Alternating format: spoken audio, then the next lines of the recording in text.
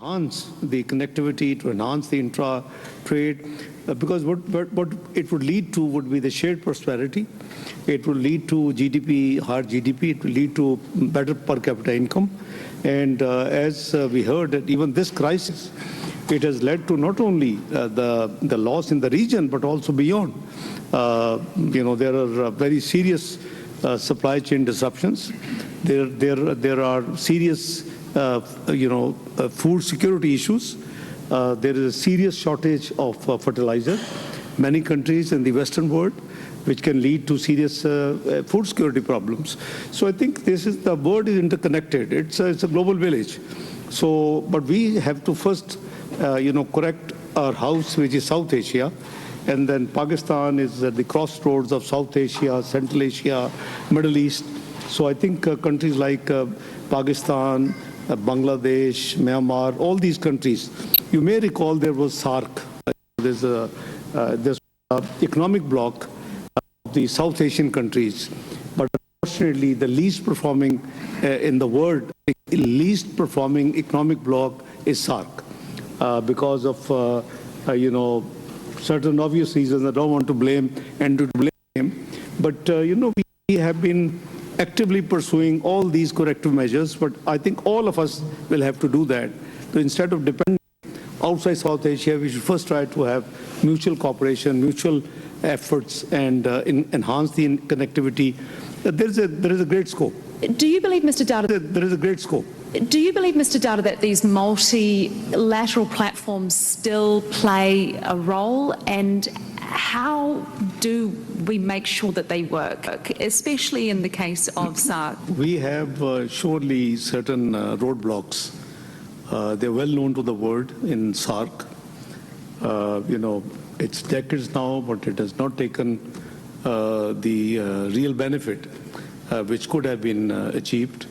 Unfortunately, I would say that now Pakistan has resorted to now trilateral mechanism, having 2-3 countries together to work and overcome. But surely, if SAARC was working in true spirit, there would have been a different, right now, picture of the, intra-trade between the SAARC countries.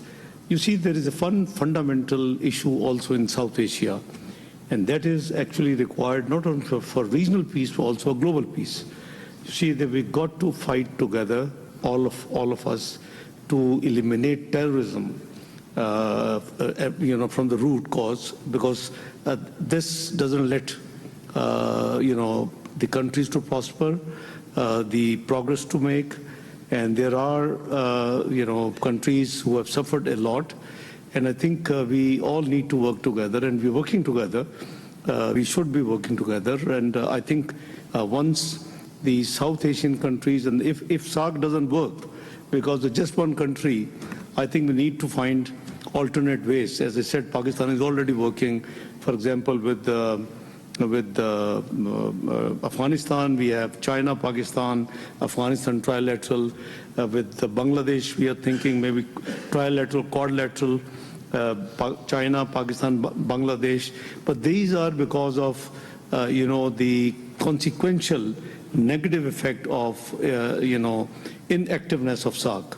So we have resorted to this alternate routes now, but I hope one day South Asia, removes all these impediments and goes to the real connectivity.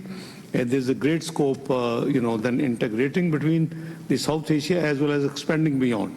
So I have no doubt about this, that there is a great scope, there's a great possibility to increase, the GDP of this region, to have the better per capita income. People should have better life, and we can eradicate poverty, which is the worst in our region, among different parts of the globe. All members of SAARC are very willing right from the beginning.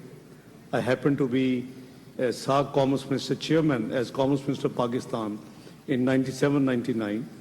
And the only stumbling block is from our neighbor India. So since you have asked a direct question, so as long as, all members equally, work together, you can't achieve, the real objectives.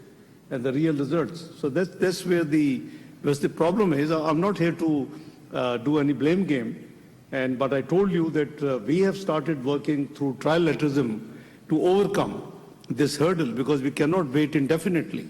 So we got China with us, we got trilateral with Afghanistan, we got now talking to Bangladesh, maybe we have quadrilateral, we got Myanmar or Sri Lanka. So we have to, it is the people who are suffering because of a different policy approach by just one of the members of Saath. It's unfair to the people.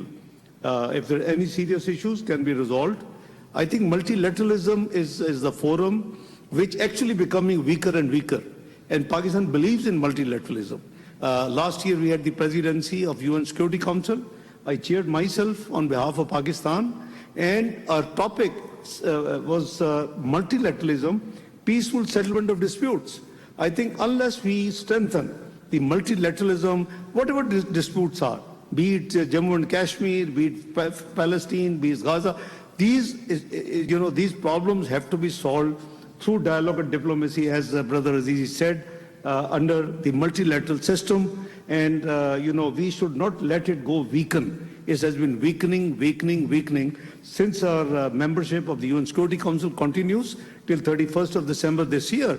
We are making all efforts to go into introduce reforms in the UN itself. So I think it's a mutual cooperation. It's beneficial for the people of this country, regardless of who is who.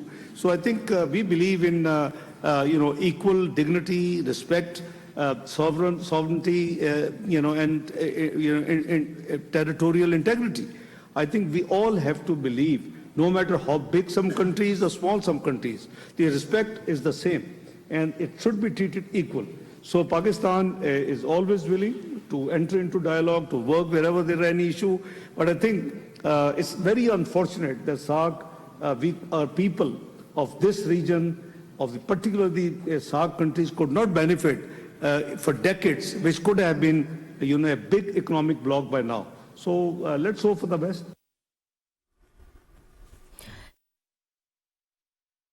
Antalya से बराह रास्त आप इस वक्त देख रहे थे। Antalya diplomacy forum में इस वक्त नायब वज़ीर आज़म बातचीत कर रहे थे और उनसे सवाल किया गया कि आप अपनी रीजन में किस तरह से इकोनॉमिकली देखते हैं इसको ग्रो होते हुए। तो उन्होंने सार्क का नाम लिया और सार्क का नाम लेते हुए उनका ये कहना था कि एक बहुत बड़ी ऑर्गेनाइजेशन है, उसके बाद भी हम सबसे बेहतरीन इकोनॉमिकली नहीं कर पाए हैं। मैं ब्लेम नहीं करना चाहता इंडिया को, लेकिन इंडिया अगर साथ देता तो हमारी इकोनॉमिकल सिचुएशन डिफरेंट होती।